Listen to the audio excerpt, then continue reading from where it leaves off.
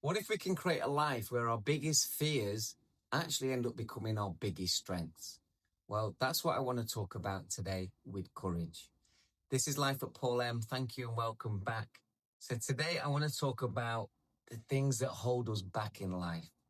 So, you have bravery. So, I look at bravery as being something that's we react to something, a situation happens, and we're very brave about it, whatever it might well be. We might be even putting our lives at risk for bravery. Courage I look at as being something that we know is going to be really difficult even before we start, but we're prepared to see it through.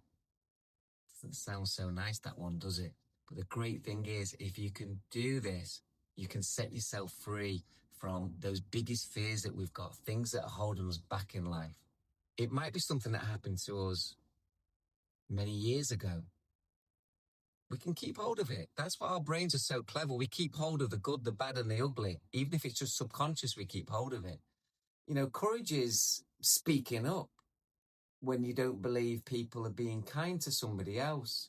Speaking up when you're with your peers and your friends or your family or in your relationship, but standing up for other people, standing up for things that you believe in that maybe isn't popular to stand up for. You being true to yourself.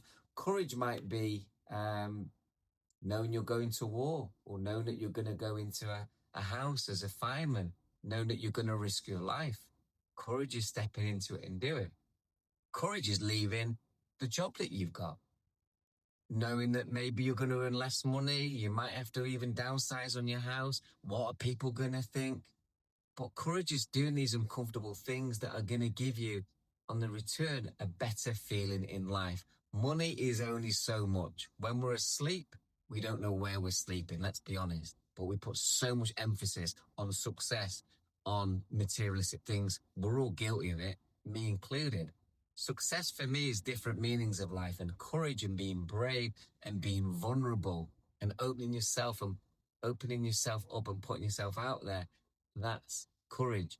It might be leaving a relationship that you're really unhappy with. It's toxic and it's damaging you. You obviously want to make sure you leave that relationship the right way, but it's about making those big changes. Courage is there in so many ways. It's the kid that stands up to the bully. My favorite movie of all time is The Wizard of Oz with the lion. And for any of you that have seen that movie, the lion, he's strong, he's scary to other people, but he hasn't got that courage when difficult moments come. So he goes on this pilgrimage, this journey to the Wizard of Oz, and he gets there to the end, and the wizard says, "You've got courage. You always had it inside you. You just never saw it. You never recognized it. You never gave yourself credit. You never tested yourself." When the difficult moments came, as people, we take the easy option. It's normal. The ego mind kicks in to protect us, but it isn't always protecting us for who we want to be as a person to live a fulfilled life. A couple of personal things with me in terms of, having to step into courage, because when you step through your fears can become some of your biggest strengths. I went through a painful divorce. I didn't really talk about it to many people for a couple of years. And then I started to talk about it with a few people. And then going from almost victim mindset, I made those difficult moments and being able to talk about those difficult moments one of my biggest strengths, because you take the power away of a negative experience and you flip the switch and you make it into something positive for you. Things happen in life. We can't change everything, but how we react and how we take that on board can make all the difference into our life. Another couple of examples. I'm sharing these more not to talk about myself, but to give people hope that if they're going through a really difficult moment right now, that they can work through it, and they can even get to the point of where they can even talk about it reasonably balanced. Talk about my mum and my dad. I grew up, my biggest fear in the world was losing my mum and my dad. I loved them so, so dearly. Lost my mum 17 years ago, lost my dad 3 years ago. And I remember with my dad, two particular occasions, he was coming very much to the end. We're in hospital. They'd been given 6 weeks to live. Typically, my dad, he lived 3, 4 months, proper character. And he had an infection, and they were trying to take out the infection to give him a little bit more time. It could have been hours or days. So he was slipping away. So they rushed him into the operating theatre. And I said, can I go with? Can I be part of it? And he said, we don't usually allow this, but yes. So I put the cap and gown on and everything. And I'm there holding my dad's hand.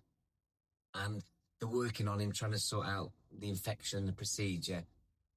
And I can see one of the doctors is saying to somebody, he's not going to make it, he's slipping away. And I'm looking at this and I'm trying to look at my dad who's in and out of consciousness. And if he is going to go, I want his last look in the world to be my loving eyes looking at him and me holding his hand. And I was trying to appear calm, almost directing the doctors at one stage, like, come on, let's hurry up and let's do this. But underneath the table, the operating table, my legs were like this, shaking. You know, you've seen in the cartoons when you're so cold, you're shaking, or maybe in the Scooby-Doo cartoon when they're so scared of something. My legs were shaking. It was the most scariest moment of my whole life, but I wanted to do what I felt I could do to be proud of and show courage. Anyway, my dad managed to make that procedure just. Moments later, though, he passed away in his hospital room, but with his little dog, Rosie, on his sat with him, me with him, and his carer. He was surrounded by love. Another thing as well, and this is me being really open and vulnerable, definitely the most difficult challenge of my life was just before my dad's funeral. So you pass away, you go to the chapel of rest, and then if loved ones want to go and see that person, they can. Some do, some don't. Some want to remember that person the last time they saw them, and that's absolutely fine. For me, I wanted to go and do my bit. Saw my dad once or twice. Comes to the day of the funeral, and the undertakers and whatever they're called, they come in and they want to put the lid on the coffin. And I'm like, well, I want to be here for it. And this is my dad, my absolute hero. And this is it. This is the end of the final countdown. You know, there's not much more to go. And it's really, really difficult. But I thought, you know what? Whatever I'm capable or remotely capable of doing for my dad, who's wiped my bum, clean my nappies like my mum did, giving me nothing but love like my mum did, I want to do everything I can above and beyond. And I want to look fear straight in the eye and say, no, you ain't winning today and you're not scaring me. I'm going to step through because fear is an illusion of the ego mind that it creates. So I stayed there as they put the coffin lid on my dad. I said, okay, we now just got to close up the coffin. I said, no, I want to do it. So it is me screwing the screws on my dad's coffin lid. It sounds surreal when you speak about it, but one of the great things about humans is that we can go above and beyond far more than we ever imagined that we can do. But we hold ourselves back. Others hold ourselves back. People around us, society. Who cares what people think?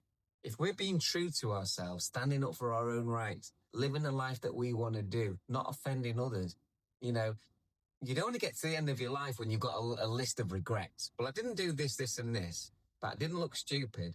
I didn't get judged by people around me, but I didn't do all of these things, or at least try. You want to come to the end of your life knowing that you've done as many things that you had an itch to do and that you weren't held back by other people, by excuses, reasons, through whatever it might well be. You owe it to yourself to live that fulfilled life. You're competing against nobody else but yourself. You owe it to yourself, your soul. If you've had good parents, you owe it to them as well, I believe, to go for it in life. So this is when I talk about finding the courage to make your biggest fears become your biggest strengths. So anybody's made it to the end of this one, thank you so much. Please let me know in the comments, what's the biggest act of courage that you've ever done that you've been proud of? It could have been standing up to a bully. It could have gone on holiday on your own. It could have been a change of career. It could have been getting out of a relationship. It could have just been getting a new hairstyle, wearing new clothes that people thought you can't do that.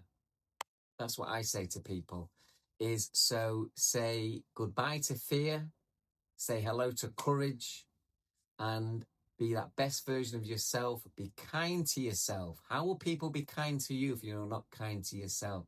But of course, be kind to others and support others along the way, because sometimes those close to them, they don't want those other people to grow. So we have a duty, support people who need a little bit of a helping hand, a hug, a cuddle, a text message. It doesn't matter what it is. This is Life of Paul M. I've also got shorts on my channel now, so if you prefer 60 seconds of something rather than me going on all day, you can watch them. Please hit like and subscribe if you've enjoyed the video, because for me to help to get out to more people on YouTube. YouTube wants to see that people engaging with your channel and your videos, because hopefully somebody will listen to something that I say at the right moment, at the right time of the day, that a message was sent to them, and hopefully can help them overcome where they are at the moment in life, because so many good people and the universe has helped me. But let me tell you, every day is a challenge of a different flavor. You never crack it. And that's a good thing in a way, because it means we're always looking to grow and evolve. That's all for me for now. Namaste. Loads and loads of love to you all. And thank you for tuning in and all your support.